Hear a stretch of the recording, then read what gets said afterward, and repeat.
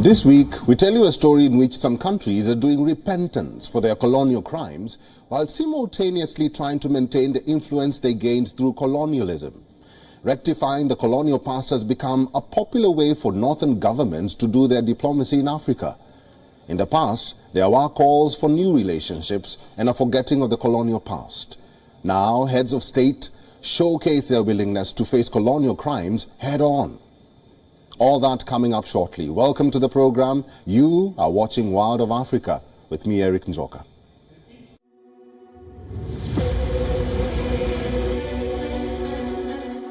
Following deadly clashes that took place in the Libyan capital Tripoli, the Prime Minister of the Tripoli-based government, Abdul Hamid Dbeibah, stressed the need for elections. Militias patrolled nearly deserted streets in Libya's capital a day after clashes killed over 30 people and ended Tripoli's months-long stretch of relative calm.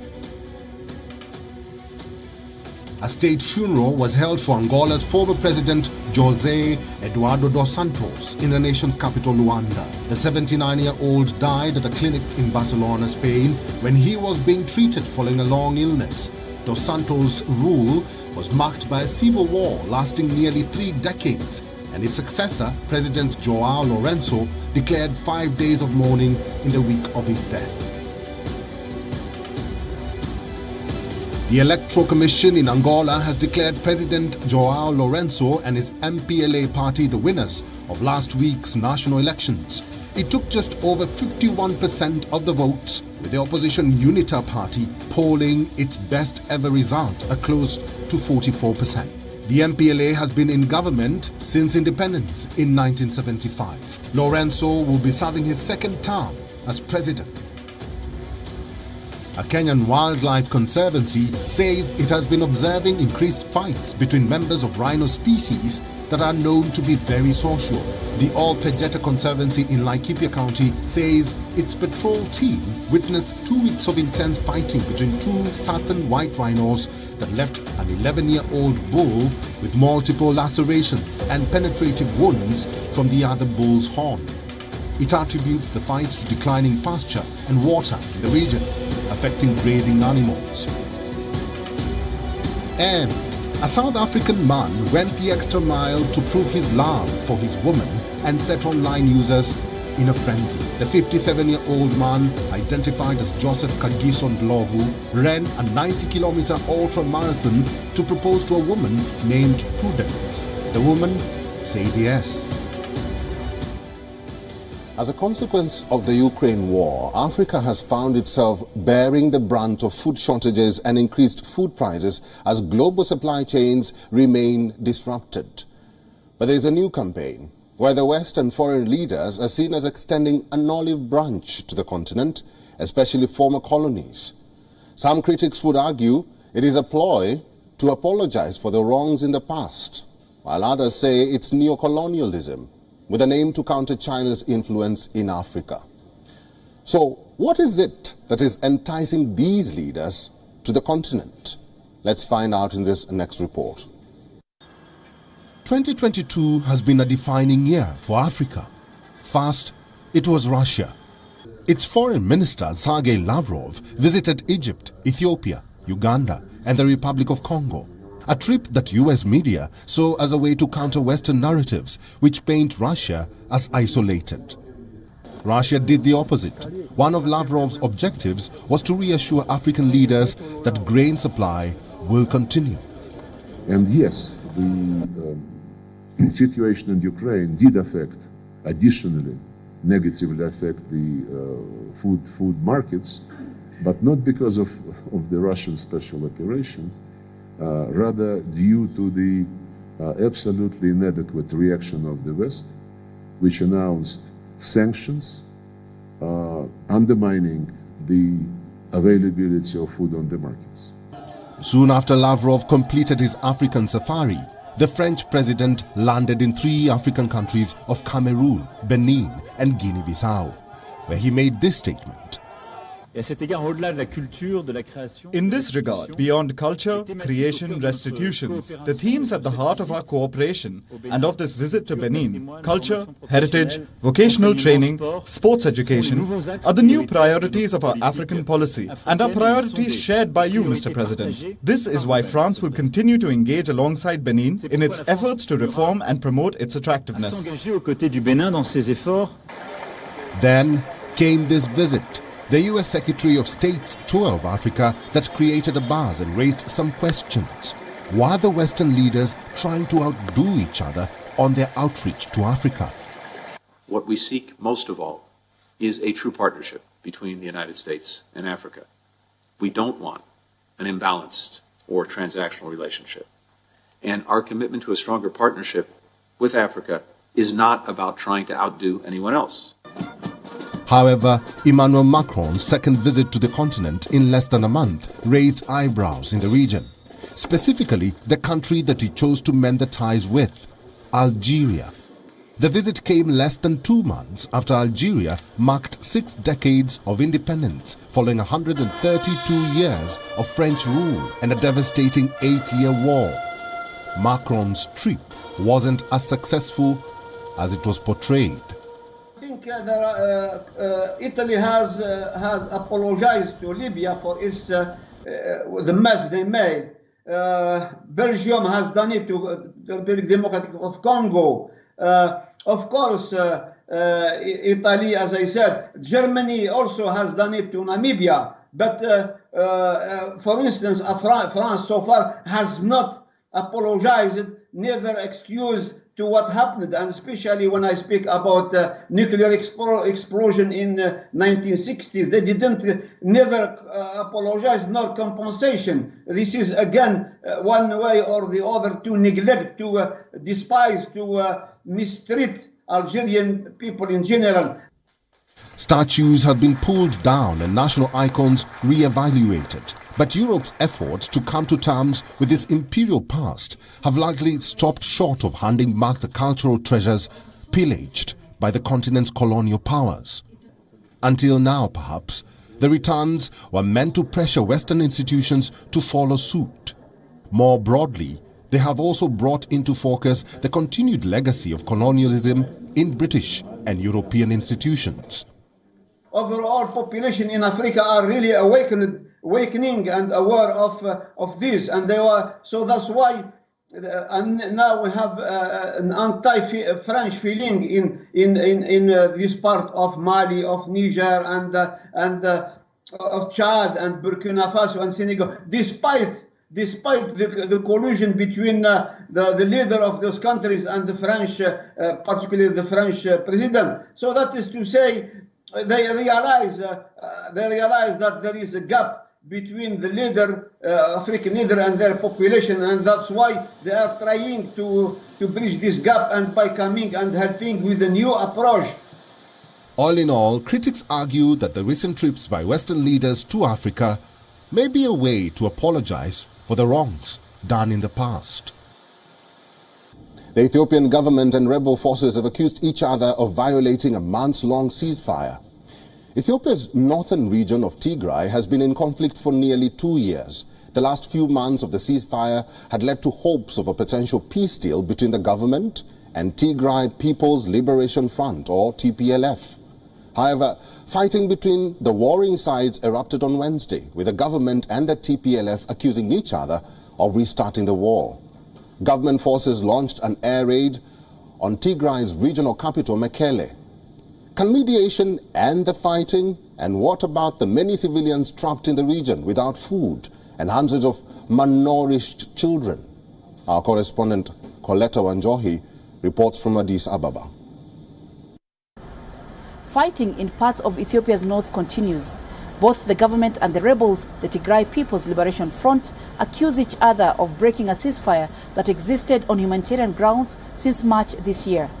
The UN Children's Agency, UNICEF, has condemned an airstrike by government forces in Mekelle, the capital city of Tigray region, which reportedly hit a kindergarten. It says several children were killed and others injured. The government, however, insists that it is only targeting military installation of the rebels. Obviously, there is claim and counterclaim on these issues. The Tigrayans say that the airstrikes seem to have targeted civilian areas and a kindergarten, no less. The government claims that it only targets military installations, but there seems little doubt that this was an airstrike conducted in an urban area. The fresh fighting puts a planned peace process at a halt. The government of Ethiopia had announced that it has a peace proposal to guide an African Union-led peace process. The TPLF said they are open to a peace process but showed open mistrust for the leadership of the African Union Commission. The United Nations and the African Union have called for an immediate ceasefire and cessation of hostilities and a return to the dialogue table. Well, at the moment, we seem to be in a period where, despite some initial efforts to try and find a negotiated solution, that has essentially failed for now. And so I think the sort of increase in tensions and mobilization that caused have led us back into conflict. It's not clear right now, of course, how long this period of conflict will last. But the difficulty is that because fighting has resumed, it takes us further away from peace talks. Humanitarian organizations are concerned that transportation of much-needed aid to the region may be greatly affected by the fighting. The UN estimates that over 9 million people in the country's north have been affected by the conflict that began in November 2020. Hundreds of people blocked roads in the South Africa's capital as they walked towards the union buildings where the presidency is located, demanding the government to prevent an economic collapse. Unions accuse the government of putting profits for the elite and corporate interests ahead of the interests of average South Africans. Here now is a report from Pretoria. Angry and distressed, union workers over the South Africa's state of economy. They want answers from President Cyril Ramaphosa. And so they organized a nationwide strike and protest to demand action from the government. Protesters marched to one of South Africa's main government buildings in Pretoria, backing a national strike called by the country's two largest unions over high inflation and power cuts. Hundreds of people blocked roads in the capital as they walked to the union buildings where the presidency is located, demanding the government tackle rising living costs to prevent economic collapse. We cannot breathe, they said. We are calling those who are in power, both in government and in the private sector, to, as they make decisions, they must think of the majority of the working class. Members of South Africa's two largest unions, COSATU and SAFTU, and other smaller unions are staging a nationwide protest demanding the government take an urgent action against an economic meltdown in the country. They are protesting against high cost of living, rising fuel and food prices, and high unemployment rate. The union says staging a protest is the only language government understands, and that the shutdown was a stay away for all workers of any race and middle class to mobilize and join the demonstration. However, government has warned public servants against participating in the planned countrywide shutdown, saying it will be no work, no pay for those who choose to stay away from work. Power crisis has worsened in South Africa. The president promises to cut through red tape to boost coal-addicted South Africa's use of renewable energy. But many South Africans are not waiting for government action, and their impatience is driven by a boom in small-scale solar installations. In the first 5 months of this year alone, South Africa imported solar PV panels worth nearly $135 million. That amounts to over 500 megawatts of peak generating capacity. Despite abundant solar and wind resources, South Africa's government has proved reluctant to adopt renewable energy. Until its relaunch in 2021, pressure from mining unions had ensured a program of private utility-scale projects was frozen for years. Even though the urban areas are finding alternatives, ordinary South Africans are disgruntled and want more. Our government is not doing enough. That is the reason we decided to come today to say, government, you must do something about your people. You must create jobs. Yesterday and today, at least 14 million people are forced to skip a meal a day. Not because they're in some slim progress, because they simply cannot afford to buy a plate of food at supper. Labour unrest often affects sectors such as mining during wage negotiations, but it is rare for COSATU, South Africa's biggest union, to lead a national protest. South Africa's headline consumer inflation rose to an annual 7.8% in July, its highest level since 2009. Fuel prices were up 45.3% in June, their largest annual increase since the agency's Consumer Price Index series began in 2009. Nigeria's Osun River, considered sacred by many, is now facing threat of pollution. The river's water is believed to have healed many and helped women with fertility, and is now being contaminated mainly because of the illegal mining around. The river remains in constant danger unless appropriate action is taken by the government. Here now is a report. This is Nigeria's Osun River, and to many Yoruba-speaking people, this river is sacred. Worshippers offer prayers and drink and take bath here in hope that it can heal their pain and bless them with wealth and fertility. God has given powers to Osun River from the beginning. Whoever comes to seek the fruit of womb, God will grant their prayers. Fertility belongs to Osun. But this river is now getting contaminated because of pollution, waste disposal and other illegal gold mining activities. This sacred river is now under threat.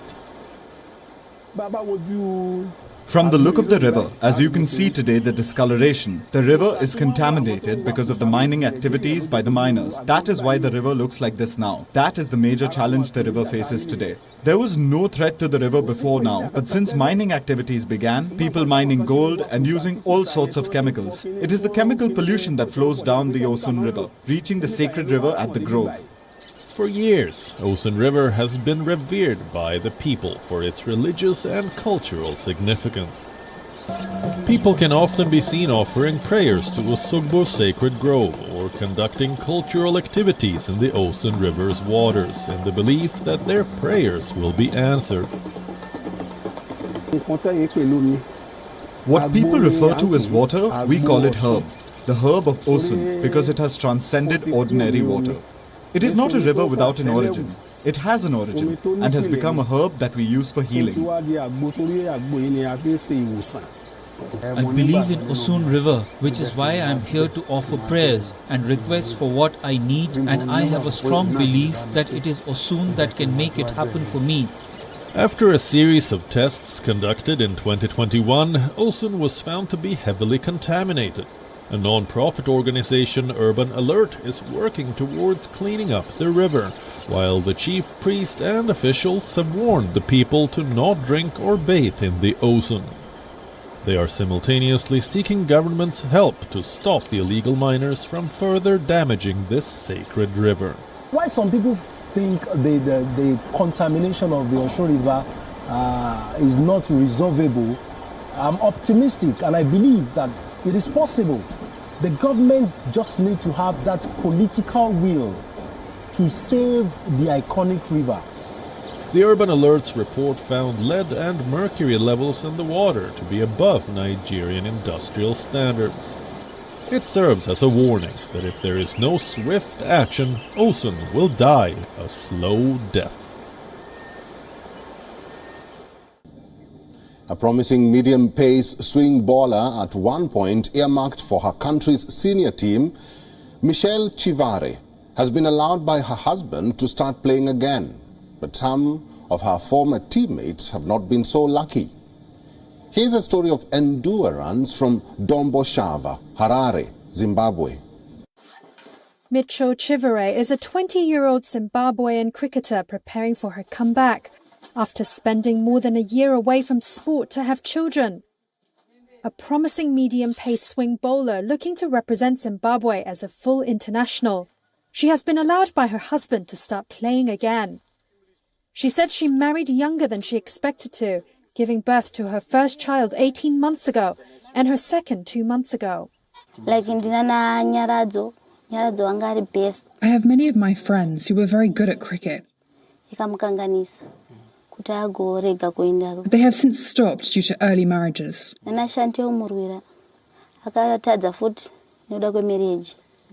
Their husbands do not want them to play sports. Early marriages such as Chivere's are common. 1 in 3 Zimbabwe women aged 20 to 49 was married before the age of 18, according to UNICEF. While women are legally free to follow careers, cultural traditions mean many are still expected to play subservient roles within marriage. But despite the barrier, women's cricket in Zimbabwe is on the up. The country was admitted last year to the 11-strong elite group of playing nations. An entrepreneur in Ivory Coast has created the country's first locally made smartphone, which aims to improve accessibility with voice commands in local languages for users who cannot read or even write. The phone, called OpenG, went on sale last month in West African country. It can understand commands and respond in 16 of Ivory Coast's almost 60 spoken languages. Here now is a report from Abidjan. This is Ivory Coast's first locally assembled smartphone. It aims to improve accessibility with voice commands in local languages for users who can't read and write. The handset can understand commands and respond in 16 of the country's approximately 60 spoken languages, including Diola, Senufo and Bete. The phone is driven by a series of apps, accessed through a similar interface like Apple's Siri or Amazon's Alexa. Bonjour. Users can pre-select languages and order the devices to initiate basic functions, like sending calls or text messages, or even initiate mobile money transfers by speaking in the local dialects. The phone, called OpenG, was founded by Alain Kapochichi. He said he created the phone to help people like his parents, who were illiterate. In Africa, the problem we have is that we don't have access to written commands. So writing and reading aren't accessible to everyone. What we've tried to do is help our parents who have difficulty with their smartphones, tell them to use them to receive and make calls. But why not make their lives easier by giving priority to commands, since speech is 3 times faster than writing? The phone went on sale last month in the West African country, and the developers say they've already sold several thousand units. And that's our time on this week's episode of World of Africa. Interact with us on the socials. Tweet at WION News with the hashtag World of Africa and tell us what you would like to see in our future shows. And by the way, you can share your stories with us too. Until next week, I'm Erik Njoka. Thank you very much for watching and goodbye.